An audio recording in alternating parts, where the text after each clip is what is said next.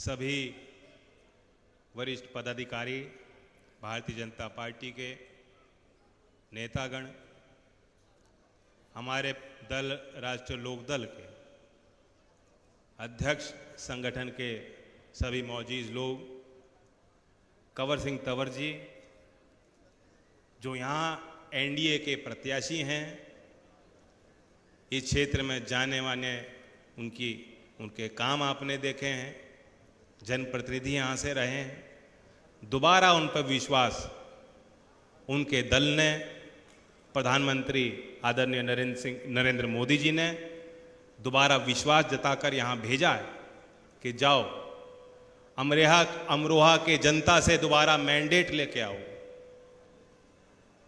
वो भी मंच पे हैं। और हमारे सुनील जी जो अभी उत्तर प्रदेश में इन्होंने शपथ ली, मुझे बेहद खुशी है। मोदीनगर क्षेत्र के पतला गांव के मूल निवासी, अब मोदीनगर किस सीट में आता है लोकसभा में आप जानते हो, बागपत। तो इनका मुझ पे विशेष अधिकार है और मेरा इन पे विशेष अधिकार बनता है। वो मंच पे हैं। आदरणीय सुभाष यदुवंशी जी जो विधायक हैं, जिनके साथ मैं दिल्ली से चल कर यहाँ आया हूँ, और इस रास्ते में उन्होंने अपने बारे में, अपनी जीवन यात्रा के बारे में और दल में किस समर्पण भाव से ये काम करते हैं, उस सारे बातों पे हमने चर्चा की। और बातों से मैंने महसूस किया कि इनके डीएनए में भी किसान और गांव है। साथ ही हमारे क्षेत्र में जनता के बीच रहने वाले सभी जनप्रतिनिधि, विधायकगण और सामने बैठे मेरे आदरणीय बुजुर्ग, नौजवान साथियों, मातृशक्ति,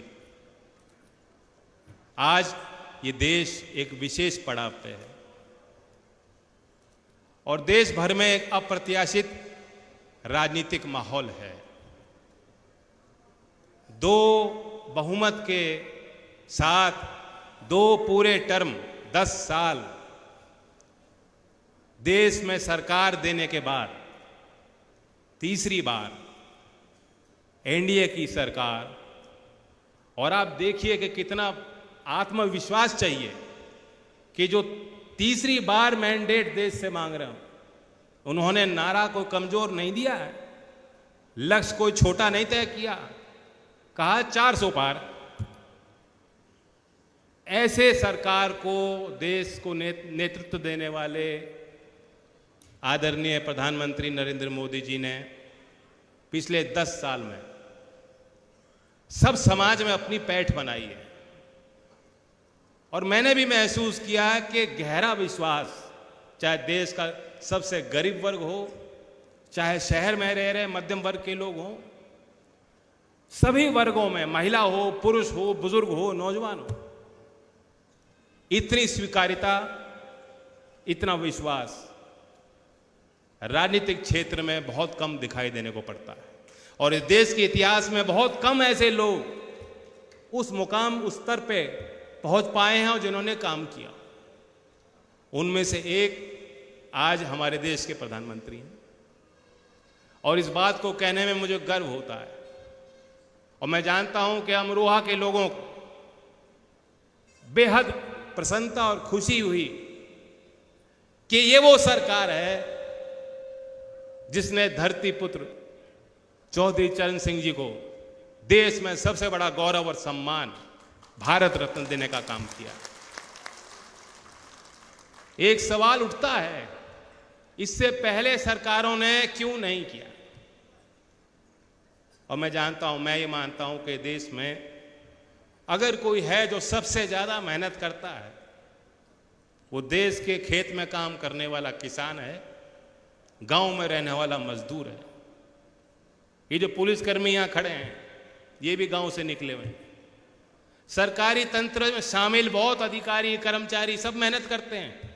इनकी ड्यूटी भी शायद सबसे कठिन है।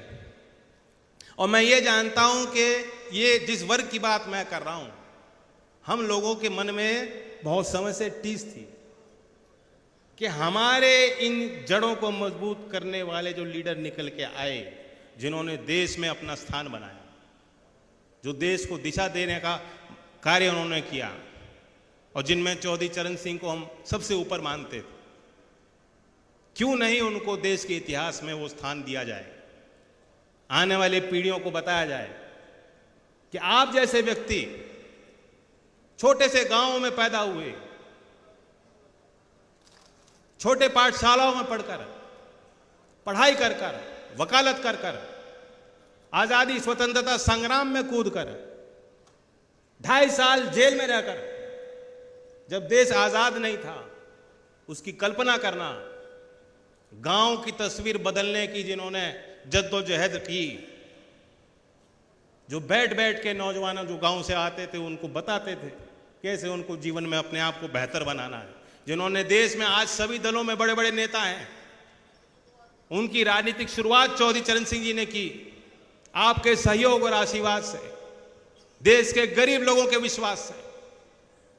तो मैं जानता हूं कि जब चौधरी चरण सिंह जी को भारत देने का निर्णय भारत सरकार ने लिया, एक आम व्यक्ति देश का, एक मजदूर, एक किसान, उसने ये समझा कि ये मेरा सम्मान रख रही है सरकार, और ऐसे माहौल में मैं आपके बीच आया हूं। ये भी सही है, लोकदल के लोग अच्छी तादाद में हैं। 10 साल हमने खूब संघर्ष किए, कोई कमी नहीं छोड़ी। भाजपा के नेता भी मानते हैं इस बात को। जो विपक्ष की भूमिका है उसे लोकदल ने बेखूबी निभाई, लेकिन मेरी कुछ जिम्मेदारी बनती है कि नहीं बनती।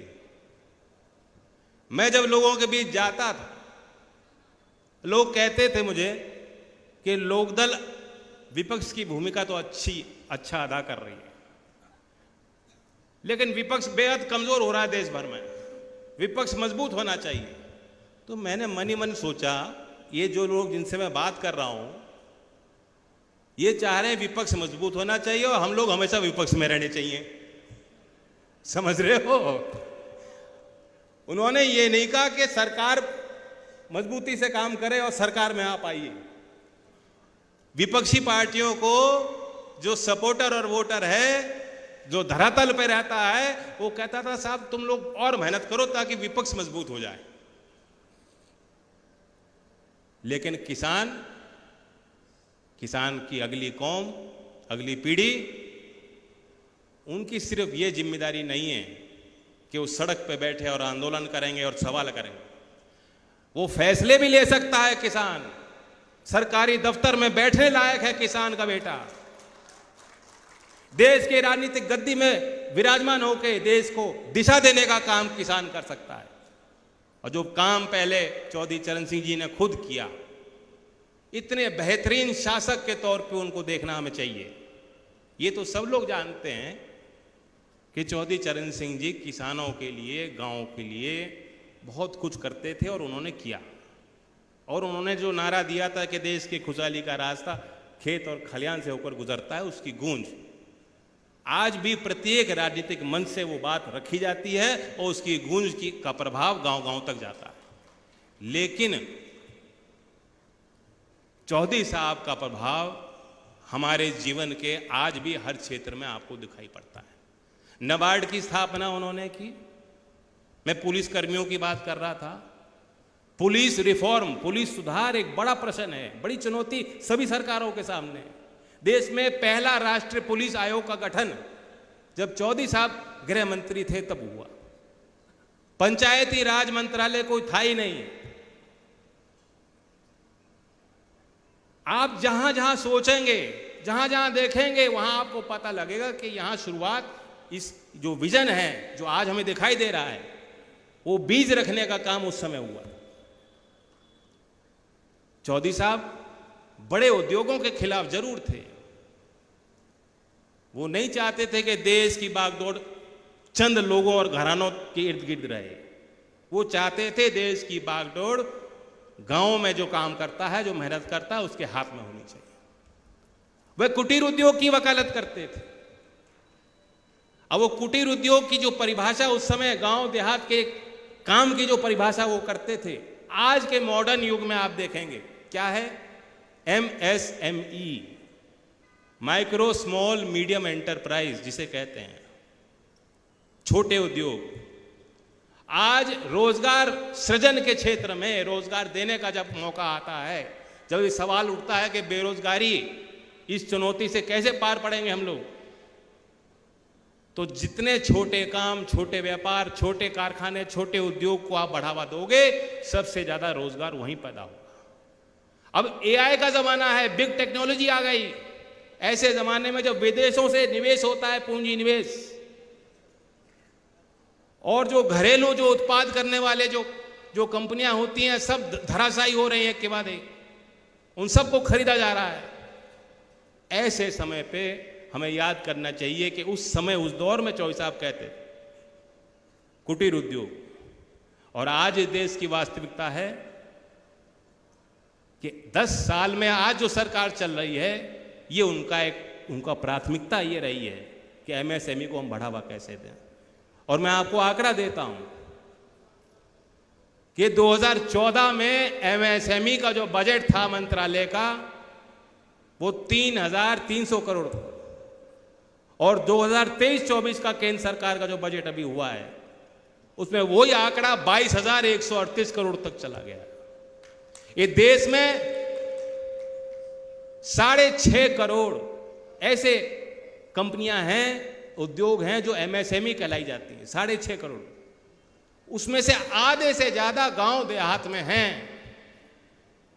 अकेला उत्तर प्रदेश में 96 लाख MSME हैं, छोटे काम, छोटे उद्योग।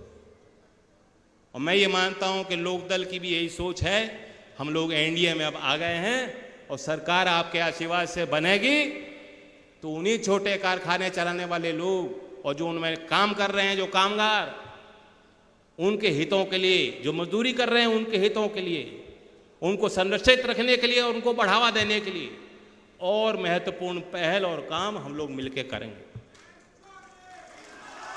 और मेरे दिल में भी है और मेरे रगों में भी है, तो वो है किसान। क्योंकि मैं जानता हूं कि लोकदल उन्हीं के लिए बनाया गया है। मैं देख रहा हूं ये जो खेत हैं, गन्ने का फसल यहां खड़ी है अभी। अभी जो देश में नारा चल रहा है राजनीतिक, क्या है? अब की बार 400 पार। इस पे भी तो लागू होगा।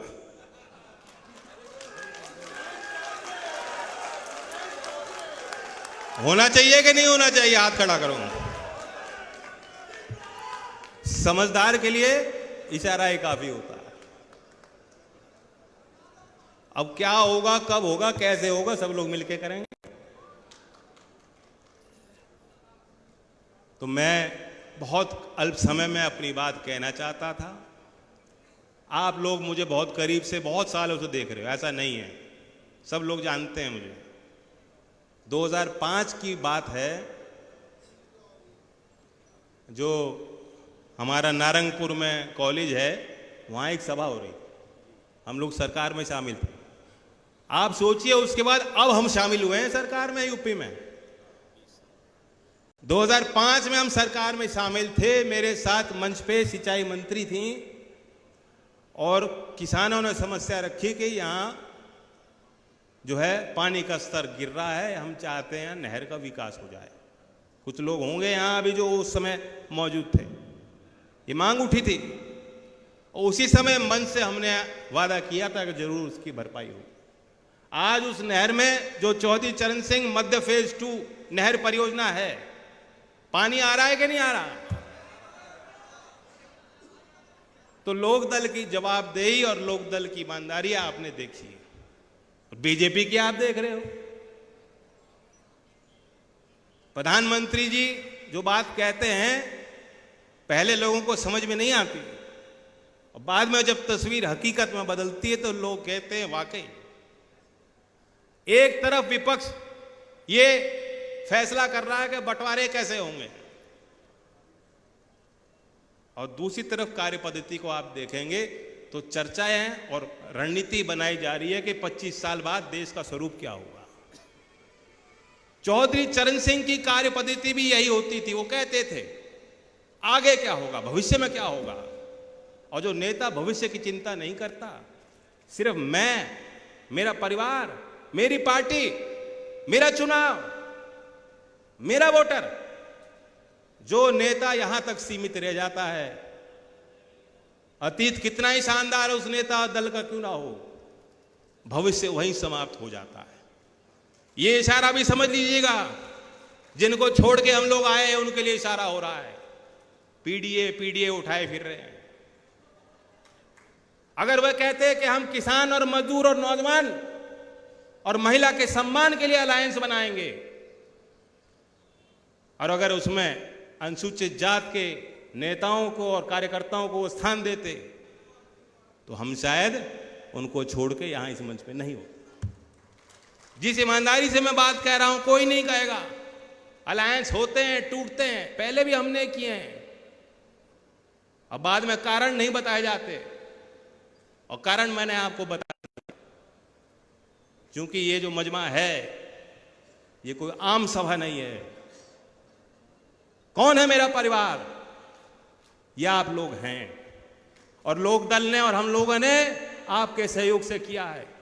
बागपत का क्षेत्र जिसकी जिक्र मैं कर रहा था, सुनील जी जानते हैं, 1937 से शायद पहला चुनाव है जो चौधरी चरण सिंह जी के परिवार से कोई चुनाव नहीं लड़ रहा। 1937 से लेकर अब तक बागपत के क्षेत्र पे आप सोच सकते हो मुझ पे कितना दबाव था कि चुनाव लड़िए, और हमने वहां से डॉक्टर राजकुमार सांगवान जी को प्रत्याशी बनाया है, जो 1980 में माया त्यागी कांड में जेल गए थे। और जब वो चुनाव का अपना नामांकन भरेंगे तो आप देख लेना, मैं तो नहीं जानता, ना मैंने उनसे पूछा, लेकिन मेरे समझ में उनके बैंक के खाते में भी 400-500 रुपए होंगे, उससे ज्यादा कोई उनकी ना गांव में संपत्ति, ना उन्होंने 40-50 साल राजनीति करके कुछ हासिल किया अपने लिए। तो जो दल ऐसे कार्यकर्ताओं को बढ़ाती है और सम्मान करती है, ऐसे दल के सभी सदस्यों को मैं कहना चाहता हूं, आप चाहते और चाह सकते थे कि मैं भी यहां चुनाव लड़ूं, लेकिन कंवर सिंह तंवर जी और मुझ में कोई फर्क मत मानिएगा। ये भारतीय जनता पार्टी की तरफ से उम्मीदवार हैं। इनका सिंबल 26 तारीख में आप जानते हो, कमल का फूल वानल, हैंडपंप मत ढूंढना। क्या है सिंबल? सब जानते हैं, पूरा देश जानता, देश क्या विदेश जान गया। तो कंवर सिंह तंवर जी बीजेपी के उम्मीदवार हैं, एनडीए के उम्मीदवार हैं, लेकिन लोकदल वालों को खास तौर से कह रहा हूं, और ये भी सुन रहे हैं कि हम इन्हें लोकदल का, राष्ट्रीय लोकदल का एमपी मानेंगे। ठीक है ना? किसी को दिक्कत तो नहीं इस बात से? किसी को दिक्कत? जब बीजेपी के जिला अध्यक्ष कह रहे हैं बिल्कुल, तो कोई बात नहीं रहेगी, कोई कसर नहीं रहेगी। तो अपना एमपी बनाइए, कुछ मेरे हाथ में भी मजबूती दीजिए। हम लोग ईमानदारी से काम करते हैं, जहां जिसके साथ रहते हैं, आज तक ईमानदारी के साथ कार्य किया, और आज एनडीए में जाने का कुछ आपके लिए अच्छा सोच के हमने निर्णय लिया है कि देश के लिए विकसित भारत के नारे को आगे बढ़ाने के लिए हम एनडीए में आए। तो मेरी बात का आप ध्यान दे के, जो आज मैंने कही है, ये सोच के कि हम जयंत को ही वोट दे रहे हैं, 26 तारीख में ईवीएम को भर के दिल्ली तक इन्हें पहुंचाइए। धन्यवाद। जय हिंद, जय भारत। आदरणीय गोस्वामी जी से अनुरोध